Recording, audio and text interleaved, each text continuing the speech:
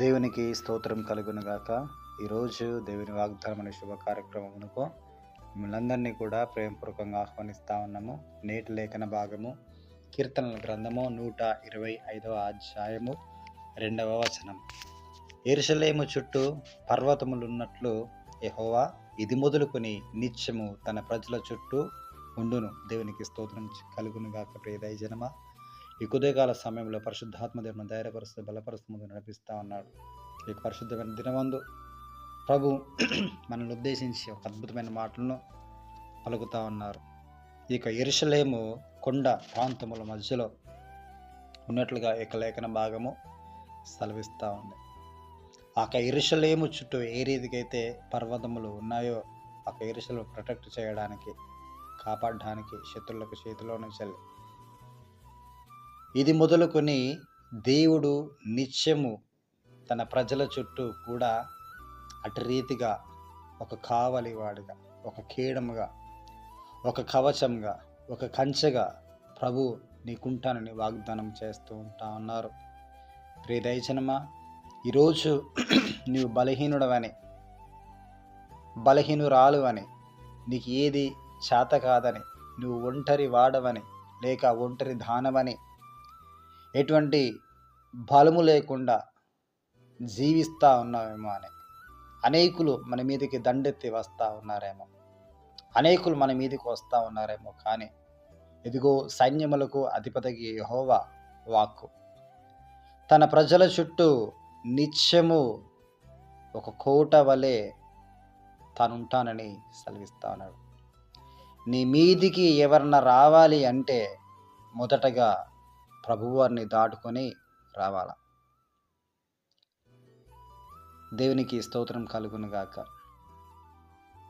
ఈ మాట చెప్తున్నటువంటి క్రమంలో ఒక 2 సందర్భంలో జ్ఞాపకం వస్తూ ఉన్నాయి. 2 దేశముల మధ్య యుద్ధం జరుగుతున్న క్రమంలో ఒక దేశం వారు మరొక దేశంలో ఉన్నటువంటి సైనికులందరినీ కూడా హతం చేశారు. ఆ సైనికుడు తప్పించుకొని ఒక గృహంలోనికి లేక ఒక కోటలోనికి వెళ్ళాడు. ఆ కోటను వెళ్ళిన తర్వాత అక్కడ బిక్కుబిక్కుమంటూ ప్రార్థన చేయడం ప్రారంభించాడు. వణుకుతూ భయముతో ప్రార్థన చేసినటువంటి క్రమములో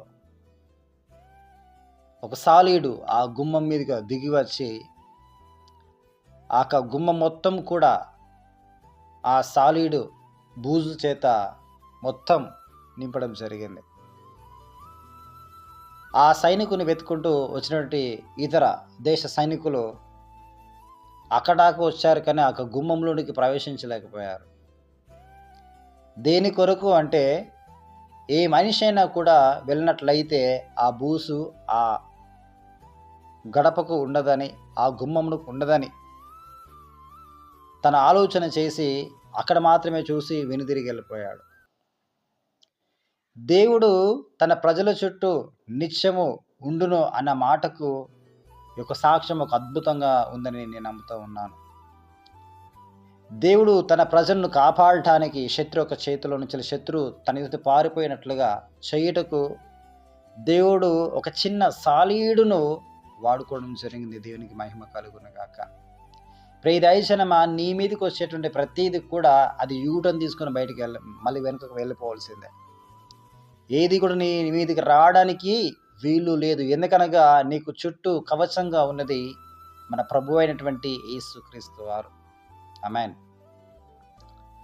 పాత నిబంధన గ్రంథంలో కూడా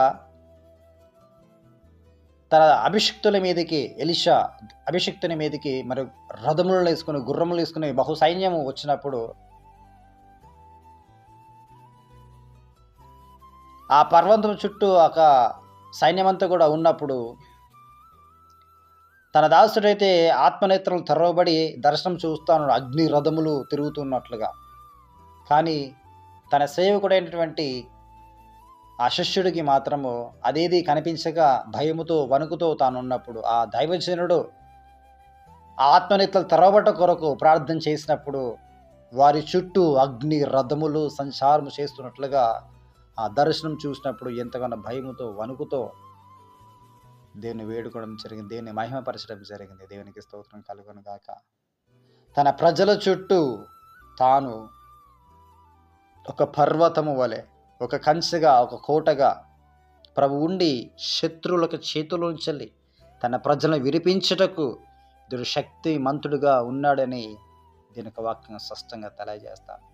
ఈ 12వ వచనం కూడా ఏముందంటే, యెహోవా యందు నమ్మిక ఉంచువారు కదలక నిత్యము నిలుచు సియోను కొండవలే నుందురని.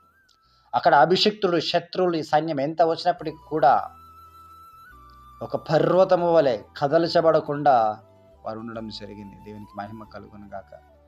ఈ మాటలు వింటున్నటువంటి మనలో కూడా ఈరోజు ఏ భయము చేత, ఏ వణుకు చేత, ఏ శత్రుభీతి చేత మనము ఉన్నామో మీరు భయపడనక్కర్లేదు.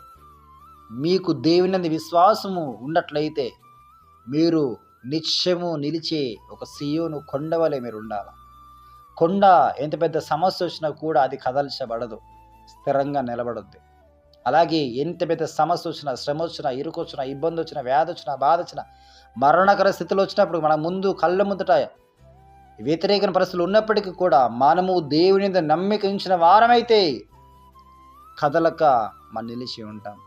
ఆ విశ్వాసమును బట్టి దేవుడు నీ చుట్టూ ఒక కంచెగా ఉండి, ఒక కోటగా ఉండి నిన్ను ప్రొటెక్ట్ చేయుటకు ఆయన సమర్థుడుగా ఉన్నాడు. దేనికి మహిమ కలుగును గాక. శత్రువు నీ నుంచి పారిపోయేట్లుగా దేవుడు చేస్తాడు. దేనికి మహిమ కలుగును గాక. హల్లెలూయా. ఆయనకు అసాధ్యము అయినదంటూ ఏది కూడా లేదు. కాబట్టి ప్రియ దైవజనమా, ఈ సందర్భం బట్టి మన ప్రార్థన పూర్వకంగా మనం ముందుకు సాగుదాం. దేవుడు నిన్ను కాపాడుటకు ఎప్పుడు కూడా నీ ముందుగానే ఉన్నాడు. అది మనం గ్రహించి ధైర్యము వహించి మనం ముందుకు సాగుదాము. విశ్వాసంలో ప్రార్థన